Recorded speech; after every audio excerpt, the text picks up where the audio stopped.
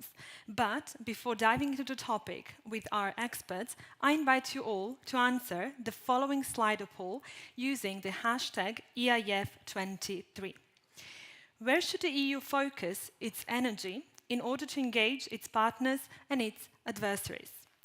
A, in bilateral relations, B, in multilateral fora, or C, a combination of both. You're also very much welcome to ask your own question at halftime of this panel discussion. You can do so online as well. To tackle this and other points, I'd like to introduce Jack Detsch, Senior Pentagon and National Security Reporter of the Foreign Policy magazine, who will moderate the upcoming panel. Mr. Detsch, I give you the floor.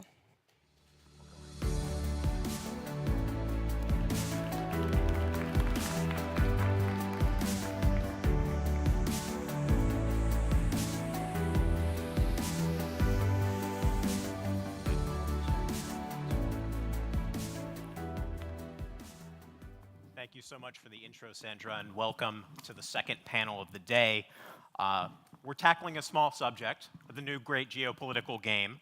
And of course, we're in a situation now where the post-World War II order is under threat. We have the war in Ukraine, the emerging war in Israel, and of course, China on the rise. And the United States and Europe, of course, battling political fatigue at this moment of crisis here. So I'm going to ask our distinguished panelists how the world can handle this. I'm Jack Detsch, Foreign Policy's Pentagon and National Security Correspondent. I'm lucky to be joined by Julie Smith, U.S. Ambassador and Permanent Representative to NATO. Happy to be joined by Klaus Welle. He is the Academic Council Chairman of the Martin Center and was in the European Parliament as the Secretary General for several years. On my left here, Arnaud Danjean is a member of the European Parliament and on the Subcommittee of Foreign Affairs and Defense. And then Karen von Hippel is the director of the Royal United Services Institute, a think tank in London. So thank you all for your time. Ambassador Smith, I want to go to you first to talk about the situation in Israel, obviously outside of your remit to a degree, but a major test for the international community. I'm curious how you think it's handling this moment and if there's a EU and NATO angle here to support the Israelis in this current war with Hamas. Well, thank you very much. Thank you for the invitation. It's nice to see you, Jack, and thanks to all the organizers. Just to say at the top, obviously, the events over the weekend were absolutely unspeakable, an unspeakable tragedy collectively. I think it's safe to say that all the members of the NATO alliance have condemned the terrorist attacks that occurred against Israelis. We are fully united in that perspective. We agree that Israel has every right to defend itself. And I think looking forward, we are going to have an opportunity. We're going to have all of the NATO defense ministers coming to town either this evening or tomorrow morning for both another meeting of the Ukraine Defense Contact Group, but also a defense ministerial. It's hard to imagine that the tragic events in Israel won't be a part of that conversation. We'll have to see exactly how we fit that specifically into the schedule.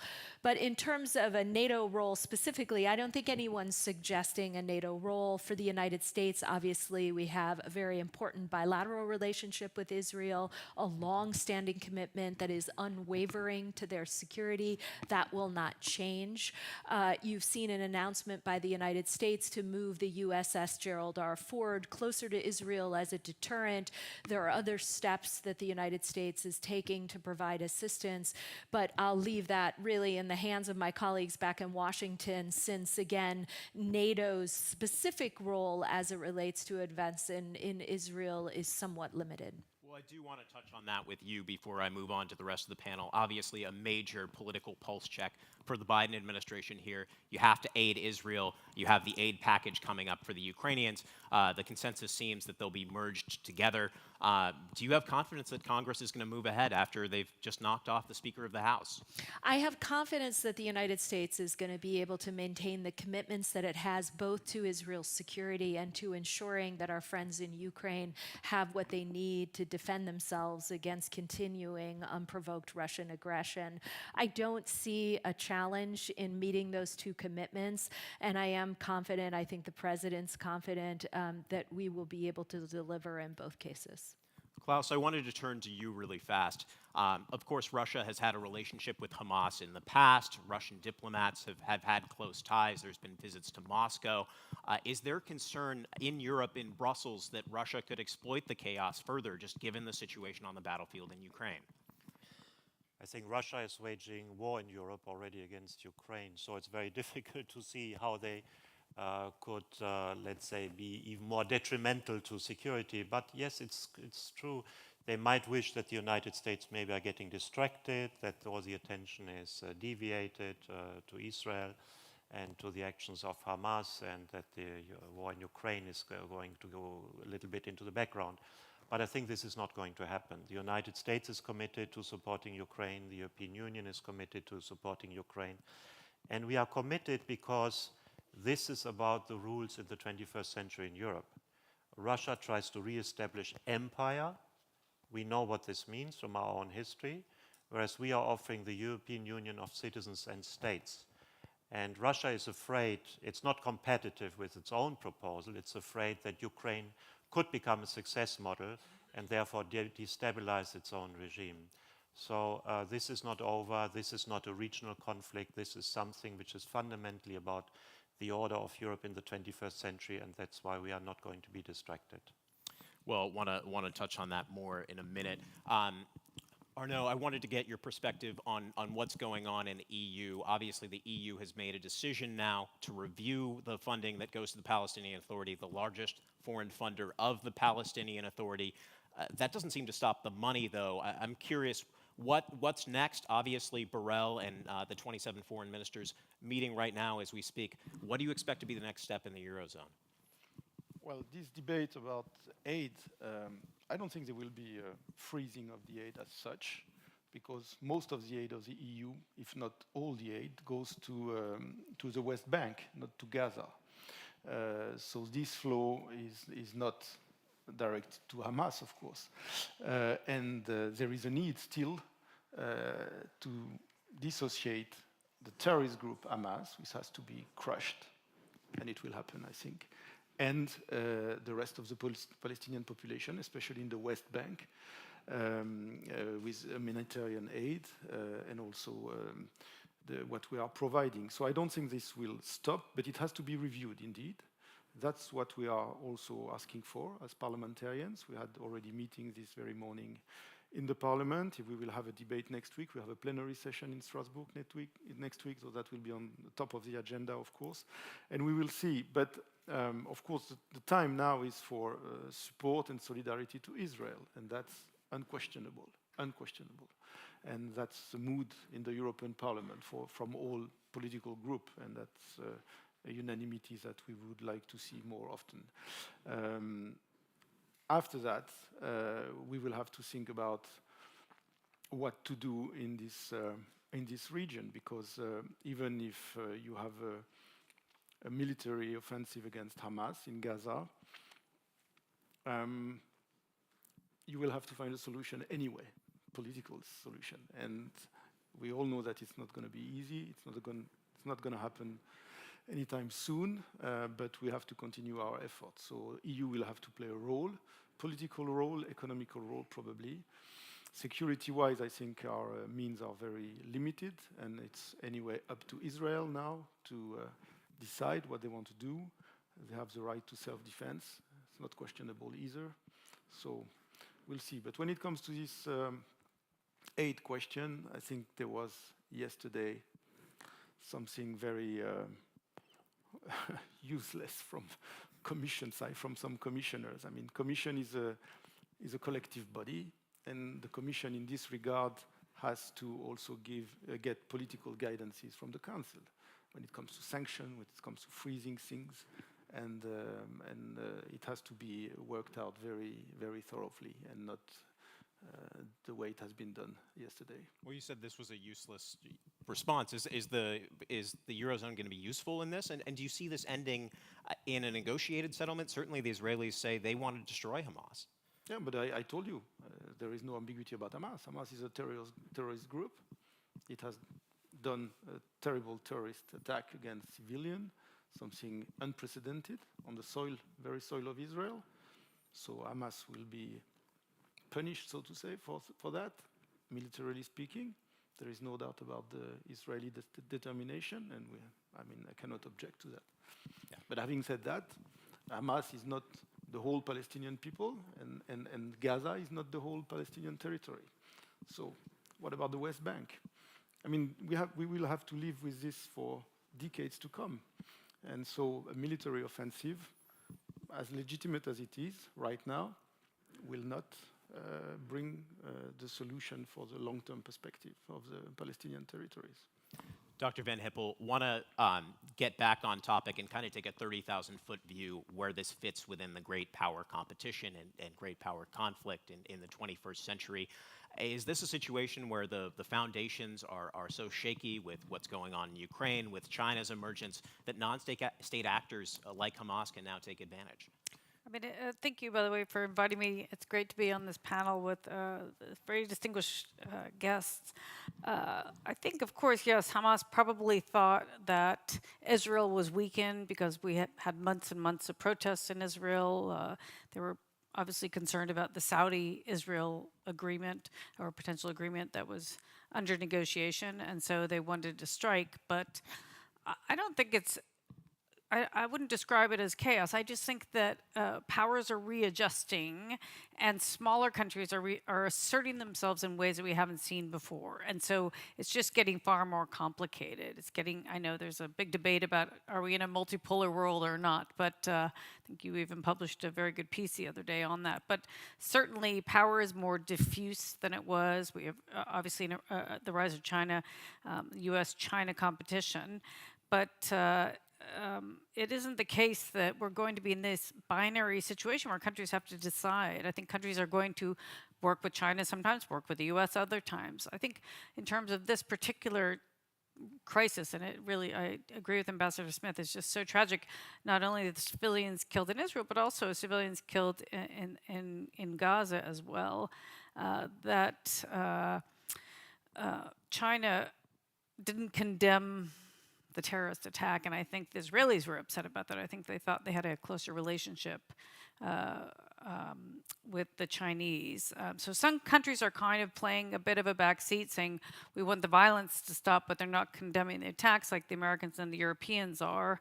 But I think behind the scenes, pretty much every country, including in the Middle East, the Arab countries and the Gulf countries, would like Hamas to be destroyed. Well, we'll get to our pivot to the Indo-Pacific in a minute. But I wanted to turn back to Ambassador Smith because this comes within the middle of a very, very busy week already at NATO. You have the Ukraine Defense Contact Group. You have the NATO Ministerial. You have Secretary of Defense Lloyd Austin landing probably in a few hours here now in Brussels. What's on the menu for these meetings? And more specifically, what's up with Sweden's accession? It seems like Turkey has reared its head again in terms of blocking that. So a couple of things. I mean, the UDCG, as folks know, is a monthly exercise. It's an opportunity for the 50 countries that are providing security assistance to come together and hear directly from the Ukrainians what their current needs are. We never quite know what they're going to come in with, but I think it's pretty easy to predict this time around that the emphasis, no doubt, will be on air defense and ammunition, more 155s, and as much air defense as possible. And I say that for two reasons. First and foremost, those are real-time needs on the battlefield, and the fighting continues. And so I wouldn't be surprised if that was the key focus for the UDCG. But also it's a focus because winter is coming, and what we've seen in in the past, last winter, is a Russian desire to really plunge the Ukrainian people into darkness and cold. And they do that by going after civilian infrastructure, critical infrastructure. And so air defense is no doubt a critical component of their ability to harden their critical infrastructure against those potential attacks. So we'll see how that unfolds, but my prediction is, one, you will see additional assistance being put on the table, and two, I think the Ukrainians will focus largely on air defense and ammunition. For the defense ministerial, we're going to have the very first ever NATO-Ukraine Council with defense ministers, which is a new configuration where Ukraine sits as an equal at the table and allows us to talk about everything from cybersecurity to maritime issues to their membership aspirations. And we're glad to have the opportunity with Ukraine's new defense minister to jump in and get to work on NATO business with them. But we'll also be talking about these new regional plans that we rolled out at the Vilnius summit. And we have a lot to do to implement and execute those plans, so that will be no doubt a key focus. On your question about Sweden, I mean, the deal that was made at the Vilnius summit, President Erdogan arrived at the Vilnius summit and committed to finalizing the process. It was a question in July about whether or not there was enough time on the clock for the Turkish parliament to take this up. I think folks understood that it would likely happen in October when their parliament would reconvene after the break. So they are back in session, and there's a strong desire on the part of the alliance to now get this done. And so we have the full expectation that not only Turkey will move forward with the ratification process, but we want to see Hungary do the same thing. So that could be part of the conversation at the upcoming defense ministerial, but I think our position, not only in the United States, but around the alliance, is clear. Sweden is ready for membership, and it's important not only for Sweden's security, but it's important for alliance security because of the role that Sweden's going to play in the Baltic region in particular, but really across the alliance as a whole. Is there still life left in this Ukrainian counteroffensive before the winter sets in? Seems like the Pentagon wants them to keep fighting through the winter. Well, we leave that determination to our friends in Ukraine. What they've signaled to us is they will keep fighting into the fall, into the winter. We'll leave it in their hands. Our role is to get them the support that they need to do that. Wanted to talk to you, Klaus, about the problem of industrial gravity that the Ukrainians are facing. Obviously, the West can't produce enough ammunition right now. Admiral Rob Bauer, NATO's military chief, has talked about that very specifically.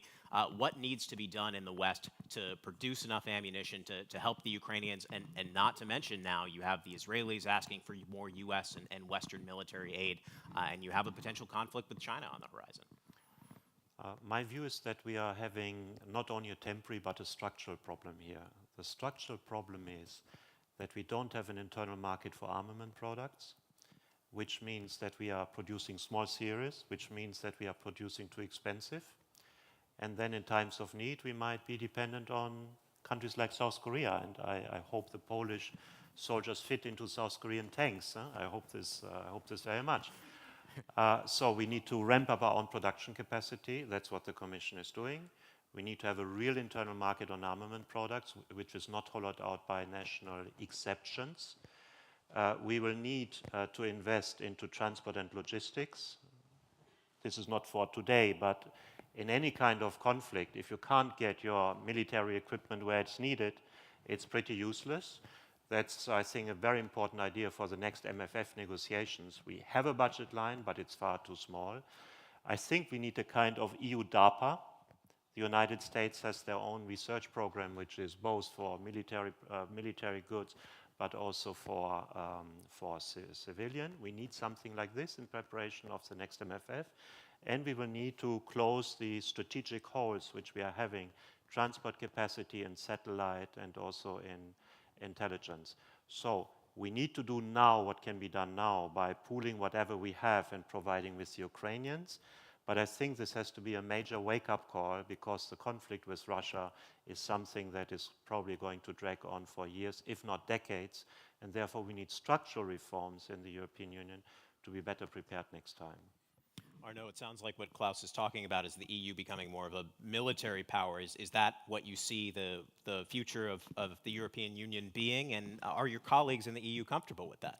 Well, I've been fighting for this for at least 2 or 3 decades in different capacities, but it's still, I mean, we're still far from that, we have to be honest, but it has improved. I think at least first there is a kind of awakening.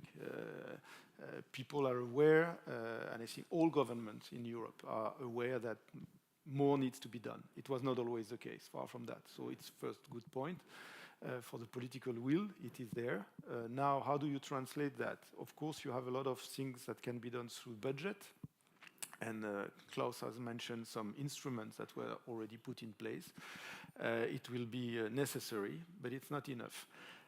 My I have 2 main, I would say, concerns when it comes to the sustainability of the efforts that we are seeing now in Europe.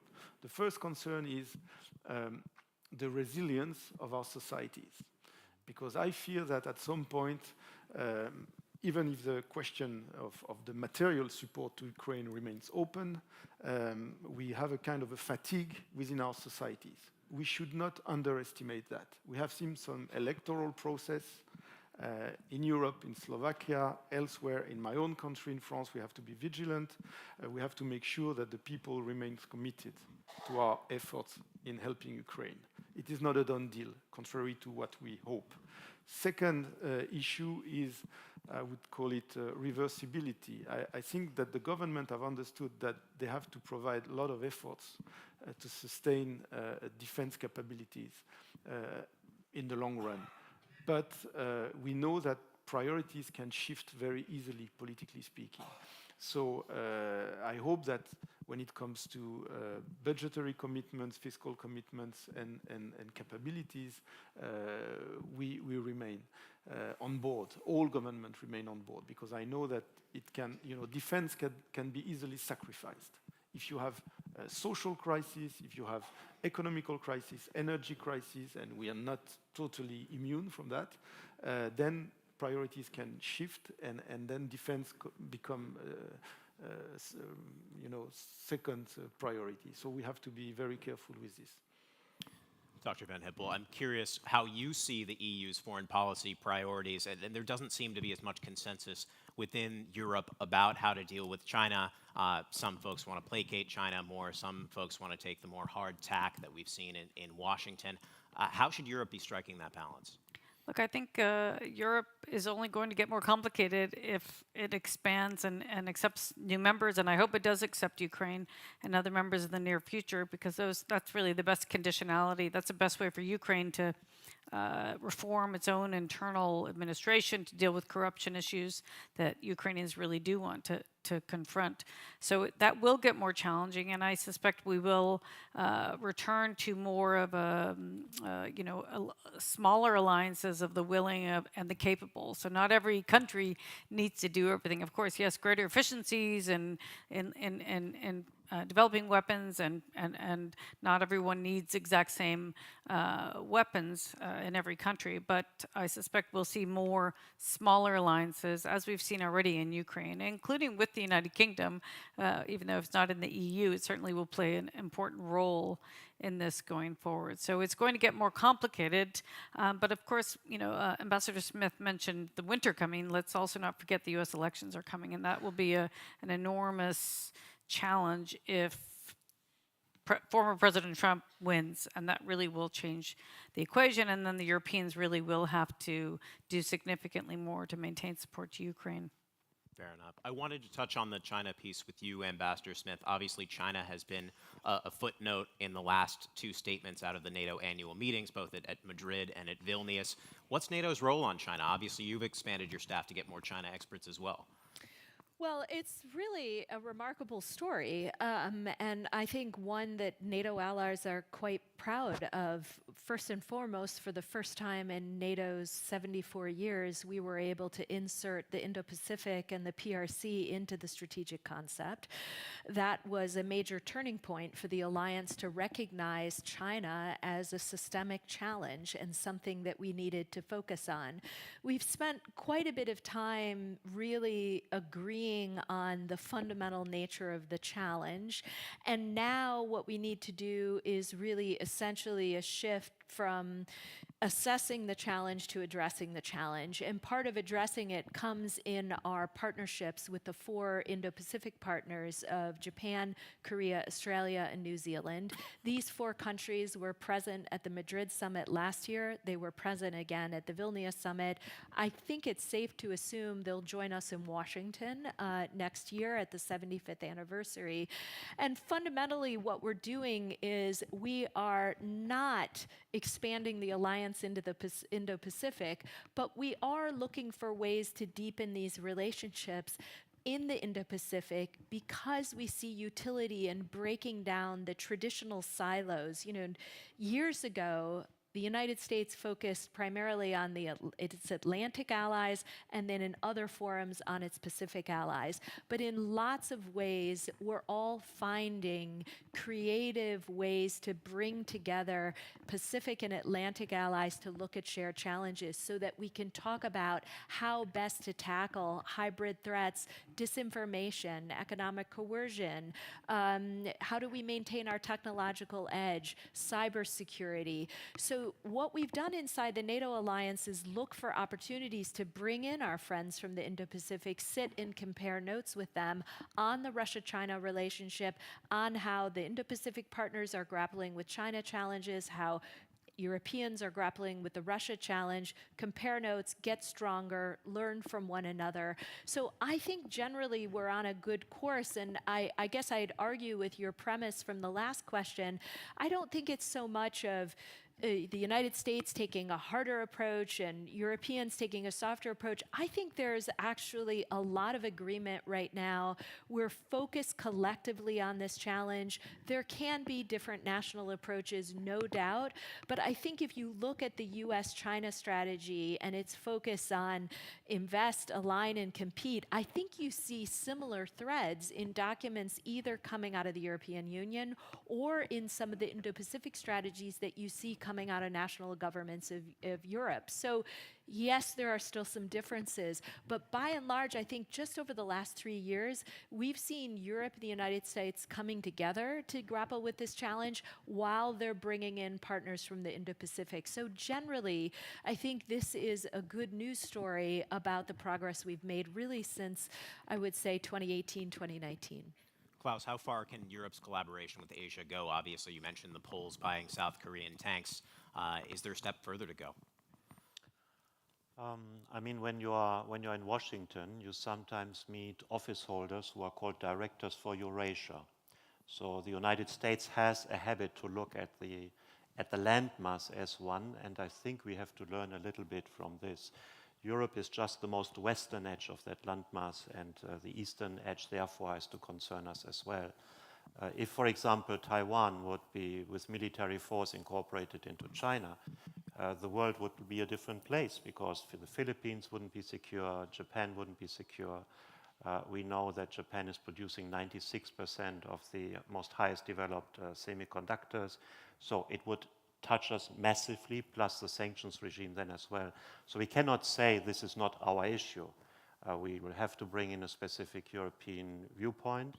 The situation, I think, is extremely dangerous. Alex Stubb said in the last panel, this is not like the Cold War, but if we are looking like parallels, then it's more maybe like the situation before the First World War, where an up-and-coming industrial power started a huge fleet-building program, which China is doing, challenging the established power, and we know that by 2030 this will have reached a degree of maturity that maybe the Chinese could be tempted to use what they are building now.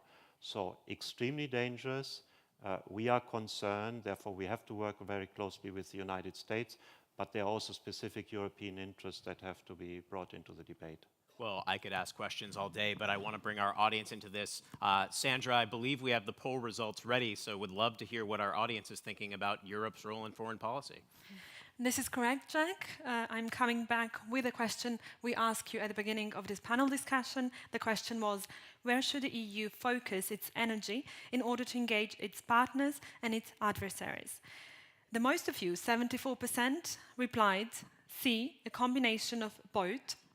22% of you replied that the EU should focus its energy in bilateral relations, and only 4% of our audience replied that it should be in multilateral fora. Thank you, Jack. Fascinating results, Sandra.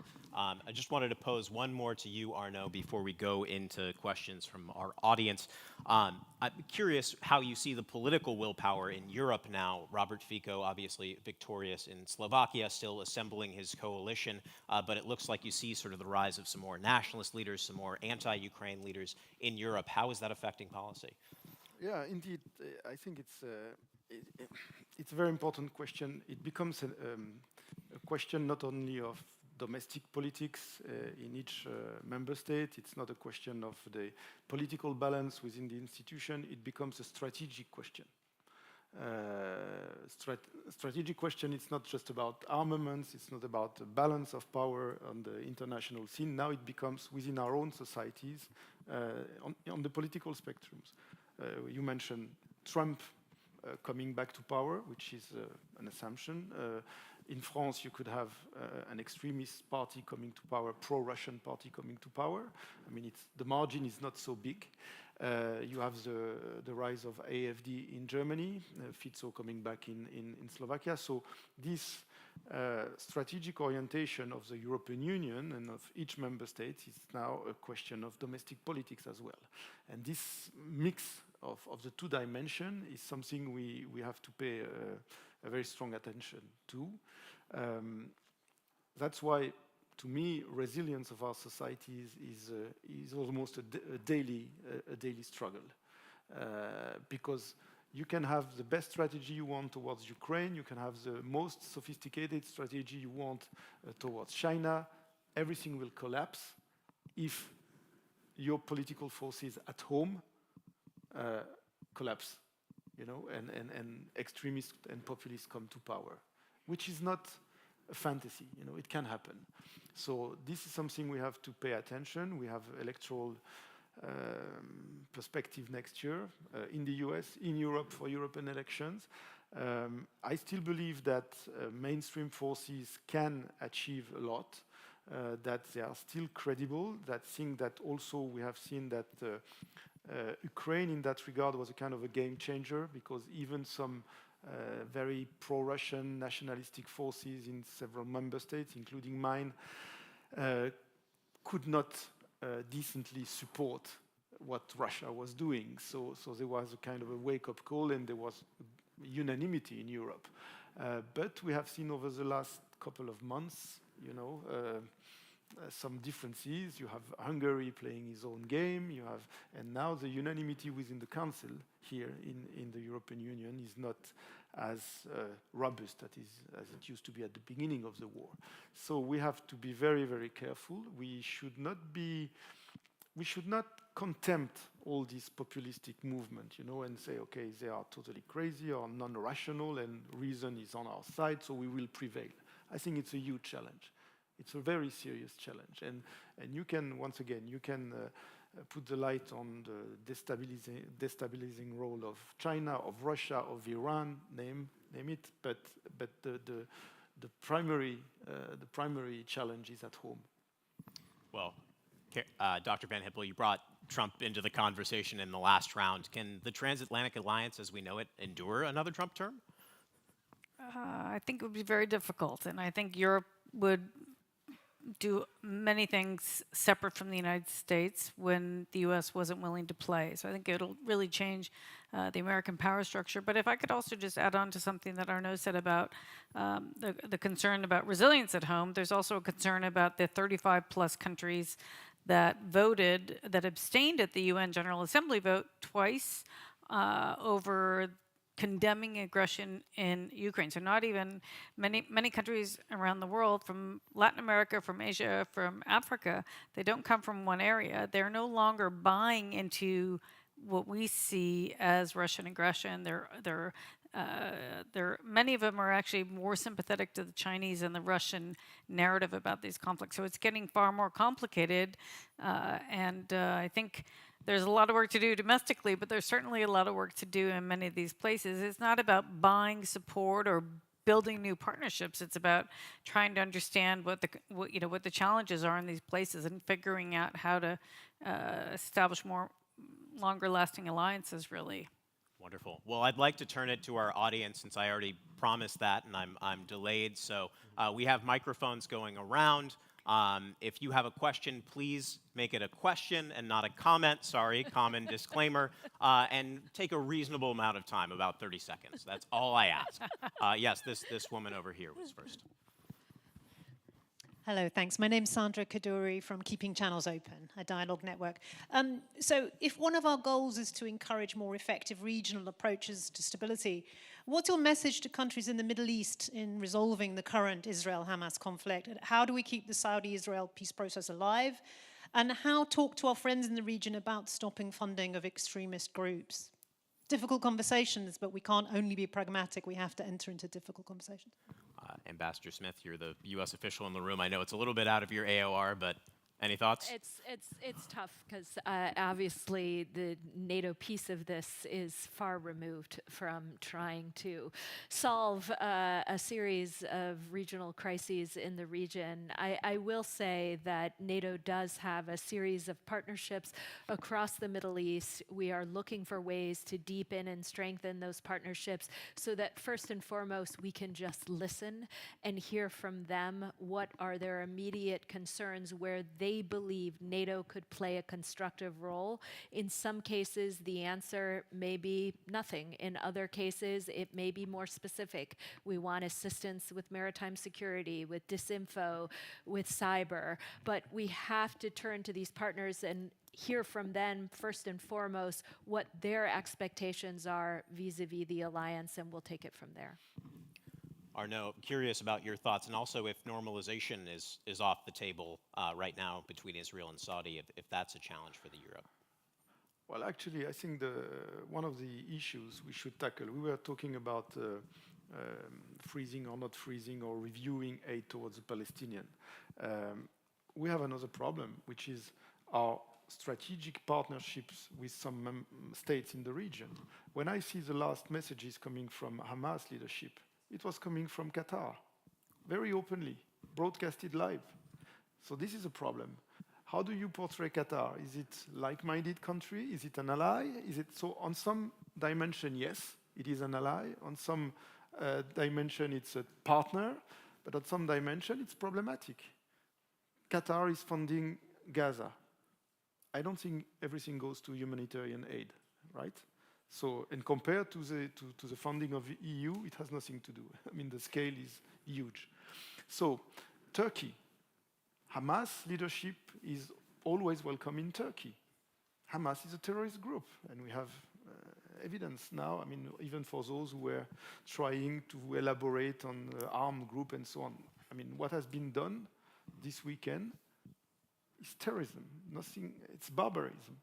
So you cannot find any excuse for that. And we have close partners like Turkey, Qatar, hosting these people. So this is a concern. We should review that as well. It has to be put on the list of things to be reviewed after what has happened. On the Palestinian, I mean, it takes two to tango, okay? Peace talks, well, we all dream of peace talks. Who you talk to? On the Palestinian Authority, there is no credibility. And on the Israeli side, there is no willingness to engage with the Palestinian Authority for good or bad reasons. So, I think it will not be solved anytime soon anyway. So we have to be prepared for, unfortunately, a very confused situation for months and probably years to come. It doesn't mean that we don't have any leverages, but we have also to be very well aware that if things have to change. There is also an approach. We have to re-engage, because what happened also in recent years is that we forgot about this issue, and we thought more or less that it would be solved magically. It won't. And we also let an Israeli policy which was quite damaging towards the Palestinian Authority. Can we continue like this? I don't think so. Probably we will have to re-engage the US, Europe, but it will take a long time. Jack, can I just add? Yeah, you dealt with the problem of ISIS back in the day. How do you deal with problematic allies that have ties with terror? Well, it's not even that. I was going to add on to Sandra's list. It's not just about the Saudi-Israel process, which is on hold, and of course, Israeli-Palestine, that real need for change. It's been frozen for too long, as you've said. But of course, don't forget, there's a lot of concern about this war expanding, that the Israelis might attack Iran, or Lebanon might get, or not Lebanon, but more Hezbollah might get more involved. So I think that the deterrence factor provided by the United States, by the Europeans and others, is helpful, but we don't know where this is going to go. So it's a little bit, there's more to be worried about than not. Yeah, we don't know indeed. Would love to get another question from the audience if we have, yes, this man in the champagne color. Hi everyone, my name is Manuel Ballotta and I'm a researcher for Vocal Europe. I wanted to ask, because we have talked about how the EU and NATO have engaged with other parties, both from a security perspective in this very polarized world, and we haven't talked about India, and I wanted to ask if the EU, mostly from the EU perspective, how it can engage both economically and from a security perspective, since India had its very independent foreign policy, especially towards Russia, and I wanted to ask if there were ways to engage. Thank you. Arnaud, what's the India angle? Well, I will first answer as a French. We have a strategic partnership with India, and I think it's working quite well, and I'm quite happy we can do that. And it leads me to, sorry for just a few seconds, more, you were talking about China, Indo-Pacific. We have to be aware that European Union is talking a lot about Indo-Pacific. Trade-wise, it makes sense, but when it comes to security issues, we have only a very few number of member states able to deploy capabilities. So it's an objective limitation of the ambition of the European Union to play a significant role security-wise in the Indo-Pacific. I mean, beside France and Germany, and France is an Indo-Pacific country because of overseas territories. So we have troops, we have inhabitants, but for the European Union, we have to understand that it's very far away from us in terms of security and providing security in the region. Having said that, yes, the key word is partnership. So we have to engage with partners, and India is obviously one of them.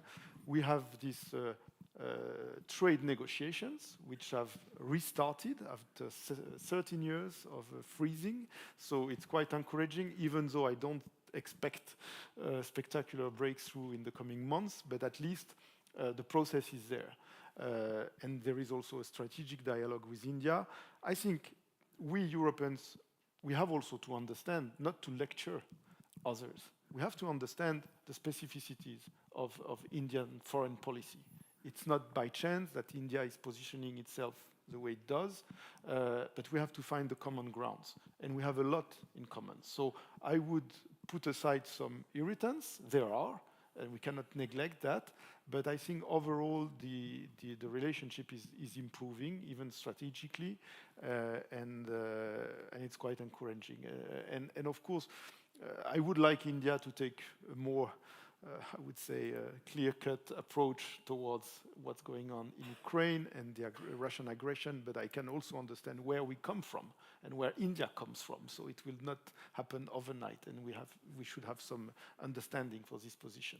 But all in all, it's going in the right direction. I want to take a question from our online audience in a moment, but I just wanted to pose this to Ambassador Smith, because you did mention the expanded NATO table, if you would, not allies, but countries in the Indo-Pacific that are having a seat at the table.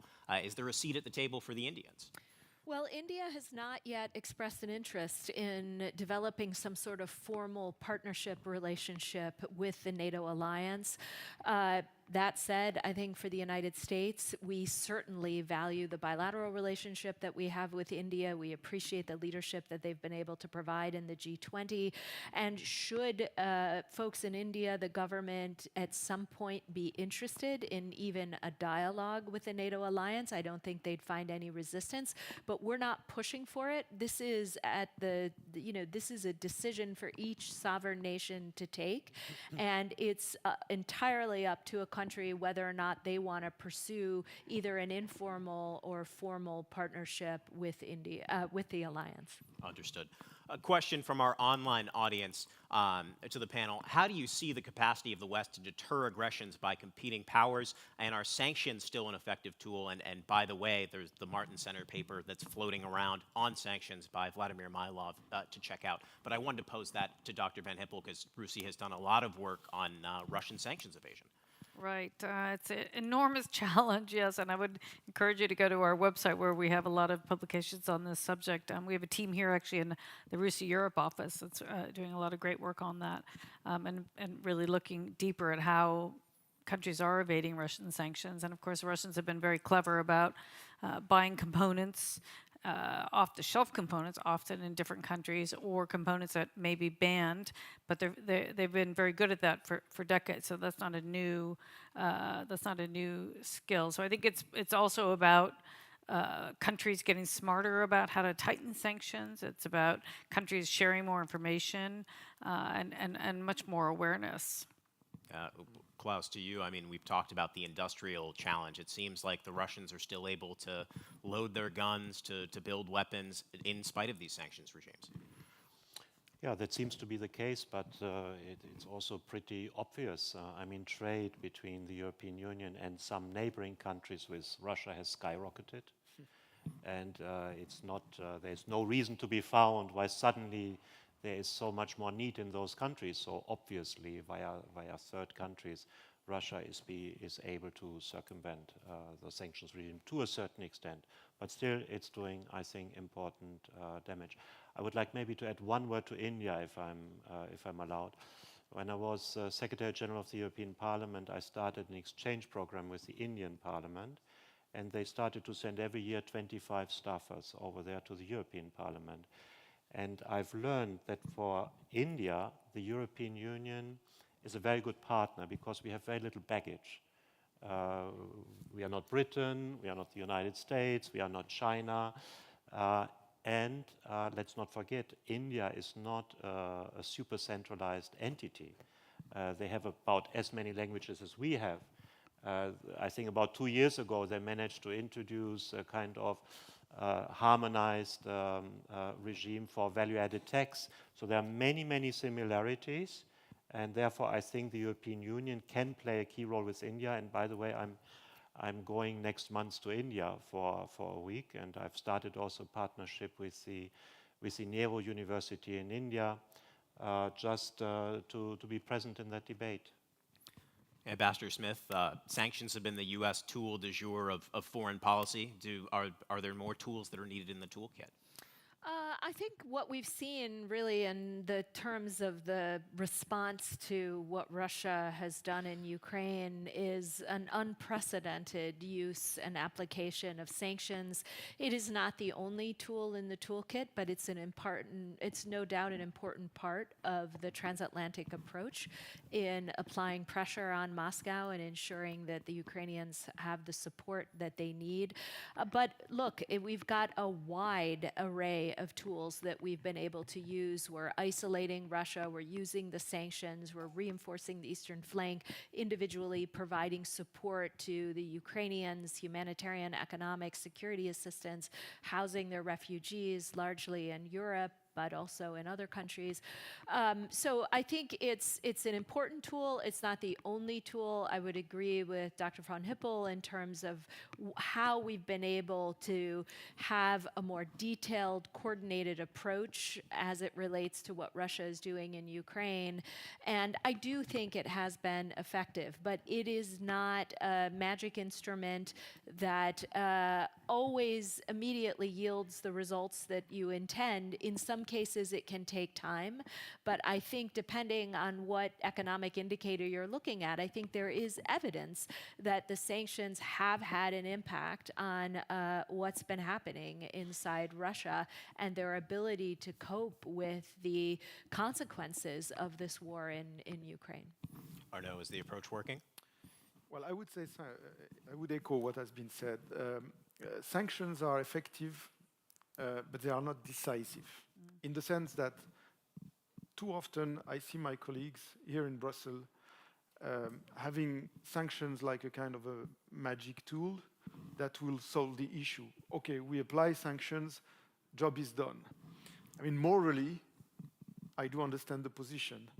But the problem is, how effective is it? Probably in the long run, it has impact. But I hardly remember sanctions which have been decisive. To be decisive, sanctions have to be unanimously, or as unanimously as possible, in implementation, which is far from being the case in the case of Russia. I remember, of course, South Africa, for example, it had a real decisive impact because the whole world was united in boycotting South Africa at the time. Former Yugoslavia, at the time of Milosevic, somehow, yes, he wanted to escape sanctions because, I mean, the pressure was high, but still, it took years to provide some result. Other examples where it did not work. Iran is under sanction for years. Cuba has been under embargo and sanctions for years. The regime have not collapsed.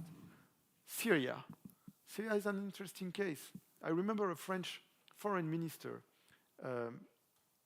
few months after a regime of sanction has been established over Syria, saying, well, within 6 months, he's done. Talking about Bashar al-Assad. He's going to run out of cash.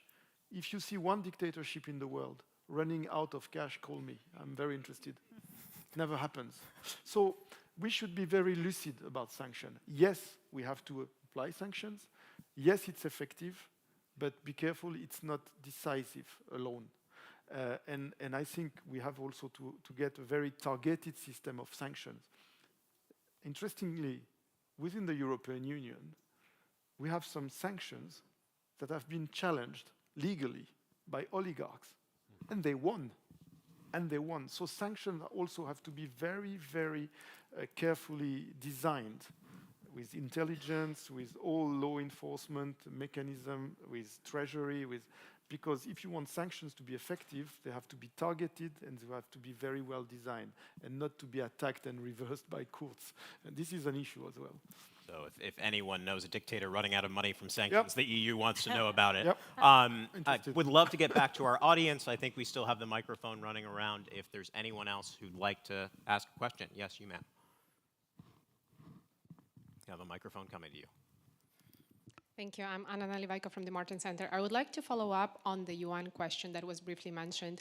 I mean, obviously, besides the fact that Russia sits on the Security Council, there have been quite a few wins of African countries' abstentions, and that was a big win for Russia because of the influence that it has on the African continent. So can the collective West still use the UN for creating alliances, or is it becoming obsolete? Thank you. Ambassador Smith, your thoughts. We had Dr. von Hippel say the world's going mini-lateral, not multilateral. To paraphrase you quite a bit, but yeah, more functional. But anyway, yes, curious. Is well, the UN? I mean, the way I would frame it, again, wearing my NATO hat, is thinking about the approach that we've had inside the NATO alliance in terms of getting the message out about what we're doing, why Ukraine matters, why our support matters, why we're so focused on Ukraine. And I think initially, in the first few months after the war started, NATO allies were understandably very focused on maintaining unity within the alliance. It was the strongest card we had to play against Russian aggression, and it was absolutely critical that we showcase that unity and resolve in the face of this aggression. Over time, I think we also started to appreciate, though, that while we were focused on our own unity and shared message toward towards Moscow, we had to enlist the help and support of a much wider group of countries around the world. And that took us to conversations with many countries around the world about the fundamental principles of the UN Charter and what's at stake. And that brings us to territorial integrity and sovereignty. And that's where I think the conversation is ongoing. We have had, while there were countries that abstained in those critical votes at the UN, we did have over 140 countries come together and condemn what Russia has done in Ukraine. It was important. It required a lot of work, and there's still more work to do in terms of helping a wider community of countries understand, again, what's at stake. So it is imperfect in some ways, but I think NATO is looking for ways to be more effective in engaging countries around the world, not just having a conversation amongst ourselves, where we do have to maintain unity and make sure that Moscow is hearing in stereo surround sound our determination to support Ukraine, but that a wider group of countries continues to stand with Ukraine as well. Arnaud, are you finding the UN useful these days from an EU perspective? Well, I mean, we are all aware of shortages and problems of the UN and how it functions, but we certainly should not be the one sacrificing the UN and shooting at the UN. I mean, as it was said, the condemnation was wide in the UN. Of course, we single out the countries which have not voted like we would have liked the aggression to be condemned. But there are also, I would say, good surprises. For example, Serbia. And they were blamed by Moscow for that. We tend to see that they are aligned with Moscow because they don't apply the sanctions. Yes, indeed, and that's problematic. But at the UN, they voted like us. On territorial, for other reason probably, but I mean, who cares? The result was there. So, you know, we have to look carefully at that. And there is no better place for international law. I mean, the principles are there. It does not function. That's true. The Security Council is paralyzed, and it's not new. But we certainly should not be the one sacrificing the UN. In terms of multilateral forum, I mean, we have nothing else better than the UN at the moment to continue to work, even if we're not satisfied with it. We're running close to the end, but Dr. Von Hippel, still the best option, the United Nations? I mean, no, it's not the best option. And you saw that the vote had to go to the General Assembly because the Security Council would not be able to condemn anything right now, right? And the Security Council hasn't been able to condemn anything for years. I worked on Syria in the U.S. State Department, and even a humanitarian resolution could not get through the Security Council. And so I think the UN is just becoming more marginalized. I think that's really the challenge. It doesn't mean countries can't work together and come up with more creative solutions. And don't forget, these institutions were formed in a very different era, and the world has changed a lot since then. Klaus, you have the last word. Is the software working? I mean, on the United Nations, I would like to say that I was rather impressed by some members of the permanent members, not permanent, by the members of the Security Council. I listened to a number of representatives from Africa, and they were saying, look, the argument is made that the borders are not perfect. If we were to accept this argument, we would have war every day in Africa because we have to live with borders from the colonial times. And when it came to the protection of the territorial integrity, their really support was huge in the General Assembly. So I wouldn't see it as a negative. We are surely not surprised that Russia is not helping us to pass something in the Security Council. I think it's not so bad, and I think what Arnaud has been saying, in general, we have to listen more to others. I think that's the way forward. Fair enough. Well, that concludes our panel. Thanks to the audience for your questions. We'll call back up Sandra to introduce the next program.